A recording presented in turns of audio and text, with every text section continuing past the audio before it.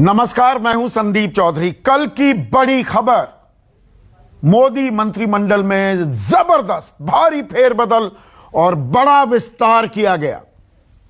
इसे मैं मोदी 3.0 कहता हूं। शक्लो सूरत मोदी सरकार की बदल गई है। मोदी सरकार के कार्यकाल में, दूसरे कार्यकाल में पहली बार यह मंत्रिमंडल का विस्तार हुआ। 2 साल पूरे हो चुके हैं, सरकार के 3 साल बाकी हैं। मुश्किल वक्त है, कोरोना काल है, अर्थव्यवस्था पटरी से उतरी हुई है। ऐसे में इस विस्तार के बहुत अहम मायने हैं। प्रशासनिक तौर पर जिस सूरत हाल में हम हैं, उस लिहाज से और राजनीतिक संदेश भी दिए गए हैं।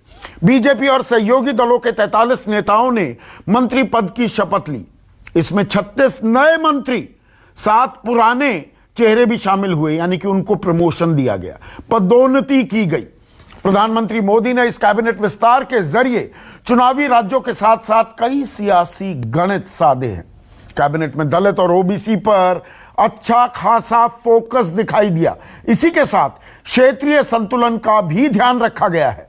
वहीं सहयोगियों को शर्तों के साथ मंत्रिमंडल में एंट्री दी गई है। सहयोगी एक के बाद एक बीजेपी का साथ छोड़ रहे हैं। ऐसे में जेडीयू की एंट्री हुई है। अनुप्रिया पटेल को भी मंत्री बनाया गया है, अपना दल की हैं वो। और कैबिनेट विस्तार में संघ से तालमेल की भी झलक दिखी है। संघ के बैकग्राउंड वाले नेताओं को मंत्रिमंडल में एंट्री दी गई है और इसीलिए उत्तर प्रदेश पर खास निगाहें। अब इस साल के अंत से चुनावी एक दौर शुरू हो जाएगा, विधानसभा चुनावों का। वो उत्तर प्रदेश हो, उत्तराखंड हो, पंजाब, मणिपुर, गोवा, उसके बाद गुजरात, फिर राजस्थान, मध्य प्रदेश, छत्तीसगढ़, एक के बाद एक चुनाव हैं, तो उन पर भी कहीं ना कहीं निगाह थी। सुनिए। कि बहुत ही उनके विजन में बहुत बड़ा हिस्सा है और प्रधानमंत्री जी का विजन रेलवे के लिए, जैसे जन जन तक ट्रांसफॉर्म हो लोगों की लाइफ, एक आम आदमी, एक गरीब, एक वंचित, एक किसान, पिछड़े से पिछड़े व्यक्ति को भी रेलवे के बेनिफिट मिले, ऐसा उनका बड़ा विजन है। तो इस विजन के लिए मैं काम करूंगा और प्रधानमंत्री जी के विजन को इम्प्लीमेंट करने के लिए मेहनत करूंगा। सूचना प्रसारण मंत्रालय के माध्यम से हम कैसे और जन जन तक पहुंच पाएं और क्या क्या काम जो पीछे मुझसे पूर्व बहुत बड़े लोगों ने यहाँ पर किए हैं, उनको मैं भी आगे बढ़ा पाऊं। वहीं दूसरी ओर जो जिम्मेदारी माननीय प्रधानमंत्री जी ने मुझे दी है, मैं उस पर खरा उतरने का हर संभव प्रयास करूंगा। जो विश्वास व्यक्त किया है उस पर खरा उतरने का प्रयास करूंगा और आशा करता हूं कि आप सबके सहयोग से इस जिम्मेदारी का निर्वहन ठीक ढंग से कर पाऊंगा। तो नए चेहरों ने जिम्मेदारी संभाल ली है, अपने मंत्रालय में पहुंच गए हैं। शक्लो सूरत जो मैंने कहा वो तो बदल गई है, लेकिन समस्याएं अभी जस की तस हैं। तो चुनौती भरा ताज मिला है इन नए मंत्रियों को और इन्हीं को ट्रैक कर रहे हैं मेरे सहयोगी संजीव त्रिवेदी, प्रशांत देव हैं, साथ ही साथ रमन कुमार हमारे पॉलिटिकल एडिटर, प्रभाकर मिश्रा भी हैं। तो संजीव, जो मैं समझ पा रहा हूं, आप ट्रैक कर रहे हैं अश्वनी वैष्णव को। सरप्राइज पिक, ब्यूरोक्रेट रह चुके हैं। प्रधानमंत्री जब थे अटल बिहारी वाजपेयी, उनके पीएस थे, वॉटन एजुकेटेड हैं और बड़ी जिम्मेदारी रेल मंत्रालय के साथ साथ आईटी मंत्रालय भी। आपकी कुछ बातचीत हो पाई? इन चुनौतियों को, इन जिम्मेदारियों को किस तरह से देख रहे हैं अश्वनी वैष्णव? देखिए, उनका शुरुआती परिचय तो ये है संदीप की एक ऐसे व्यक्ति के रूप में वो सामने आए हैं, बहुत ज़्यादा मीडिया फ्रेंडली नहीं, बहुत ज़्यादा मीडिया से ताल्लुक़ रखने वाले नहीं, और जो अमूमन एक ब्यूरोक्रेट का मिजाज होता है उसको कैरी करने वाले।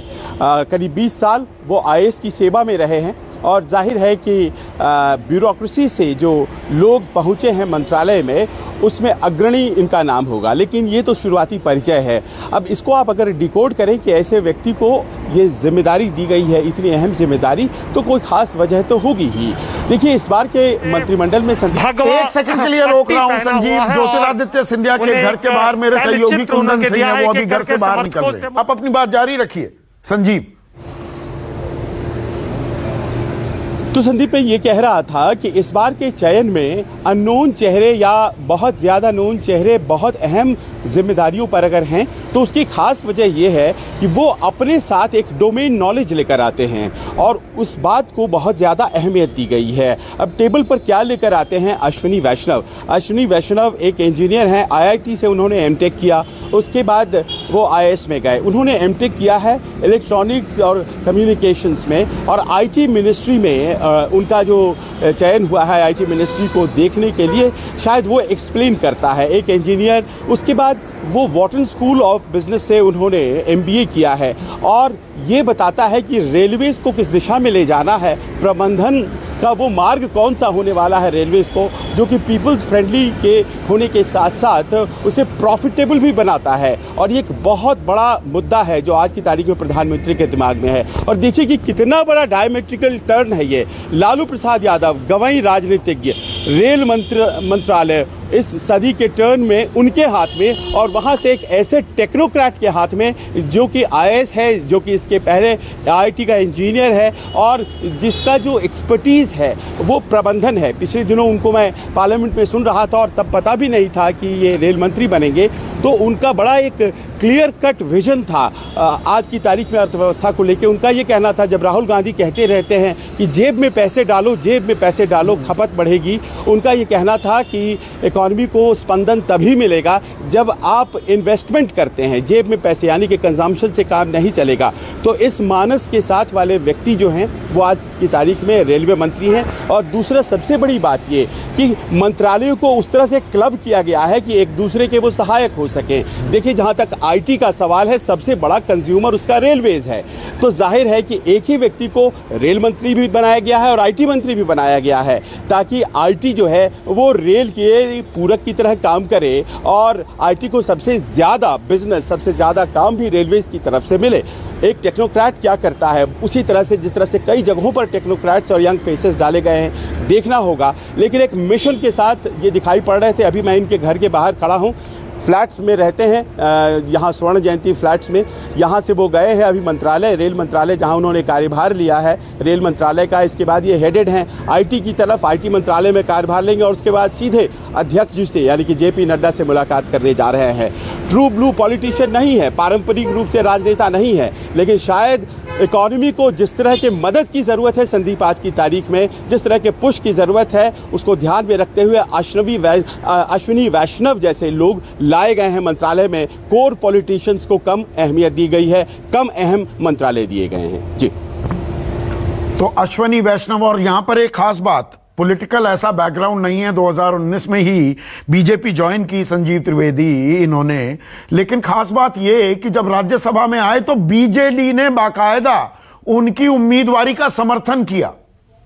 तो यहां पर पॉलिटिकल ओवरटोन्स भी देखें तो एक राब्ता है, एक एक्सेप्टेबिलिटी है कि ये चेहरा ये कुछ अच्छा काम कर सकता है, इसके भी संकेत मिलते हैं।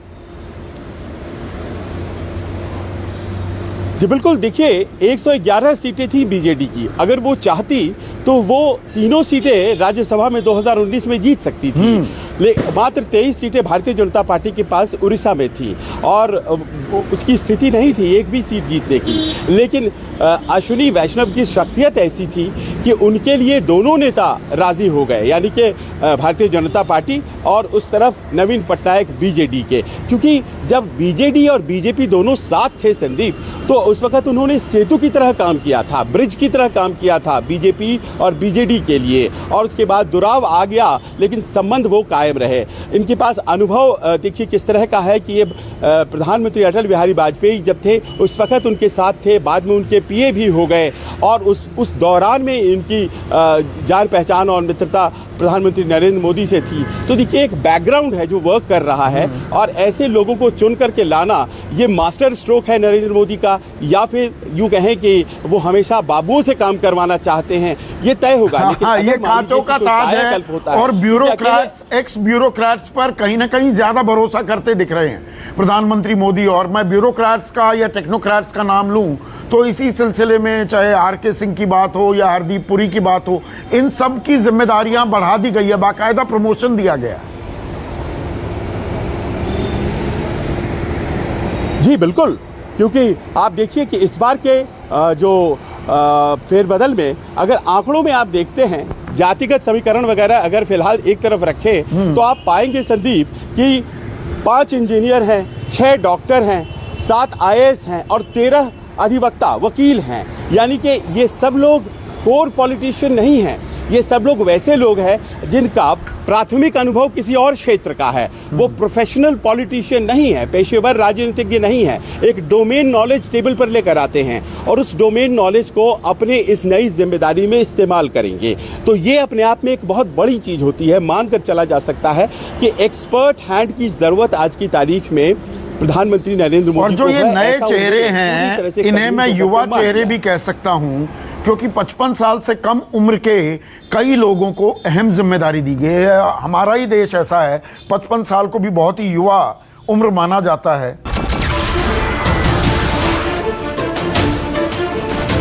नमस्कार, मैं हूं मानक गुप्ता। अगर आपको हमारा ये वीडियो पसंद आया हो तो इसे लाइक और शेयर जरूर करें, और हाँ, हमें सब्सक्राइब और फॉलो करना ना भूलें ताकि आप देश और दुनिया की कोई खबर मिस ना करें। तो जुड़े रहिए हमारे साथ और देखते रहिए न्यूज़ 24।